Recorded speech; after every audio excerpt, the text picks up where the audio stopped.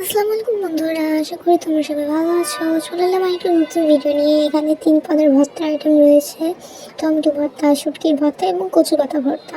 তো বেশি দেরি না করে চলে যাবো মূল ভিডিওতে। তো দেখা যাক প্রসেসিংগুলো কীভাবে করা হয়েছে।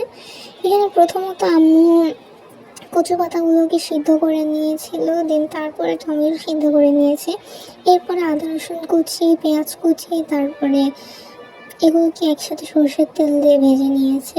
এগুলো ভাজা হয়ে যাওয়ার পর আম্মু এখানে একই কড়াইতে গিয়ে শুটকি শুকনো করে ভালোভাবে মুচমুচে করে সরষের তেল দিয়ে ভেজে নেবে। এখানে আম্মু আগে শুকনো টালা দিয়ে দেন, এরপরে এর মধ্যে সরষের তেল অ্যাড করবে। তো এবার আম্মু এর মধ্যে সরষের তেল অ্যাড করে দিয়ে এটাকে ভালোভাবে মুচমুচে করে ভেজে নিচ্ছে।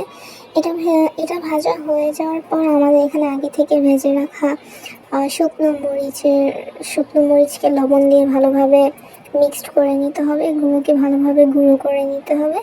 এগুলো গুঁড়ো হয়ে যাওয়ার পর এর সাথে ভাজা পেঁয়াজ ও আদা রসুনগুলোকে মিক্সড করে নিতে হবে। আদা রসুন দিলে কি ভর্তার স্বাদটা একটু অন্যরকমই লাগে, মজা লাগে। তো এরপরে এর সাথে টমেটোকে মিক্সড করে আম্মু ভালোভাবে মিক্সড করে ভর্তার মিশ্রণটাকে তৈরি করে নিচ্ছে। তো আমাদের টমেটো ভর্তা একদিকে রেডি। তো এবার কচু পাতার ভর্তাটাকে আম্মু রেডি করবে। তার জন্য আম্মু তার মধ্যে মরিচের এই মিশ্রণটাকে দিয়ে ভালোভাবে মিক্সড করে নিল। তো এটাকে মিক্সড করে নেওয়ার পর এটাও রেডি হয়ে যাওয়ার পর এটাও আমাদের ভর্তাটা রেডি। এরপর এখানে আম্মু শুটকি ভর্তা বানাচ্ছে। শুটকিটাকে ভালোভাবে মিক্সড করে নিচ্ছে।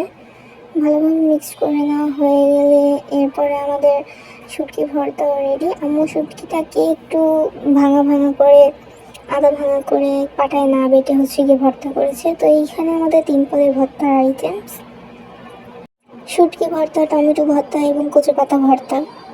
সবাই কমেন্টে বলে যাবেন কার কার ভর্তা খেতে কেমন লাগে। আমার কিন্তু গরম ভাতের সাথে ভর্তা খেতে অনেক ভালো লাগে। তো ভিডিওটি ভালো লেগে থাকলে সবাই লাইক, কমেন্ট আর সাবস্ক্রাইব করে দিবেন এবং আমাদের পাশে থাকবেন। আল্লাহ হাফেজ, ভালো থাকবেন সবাই।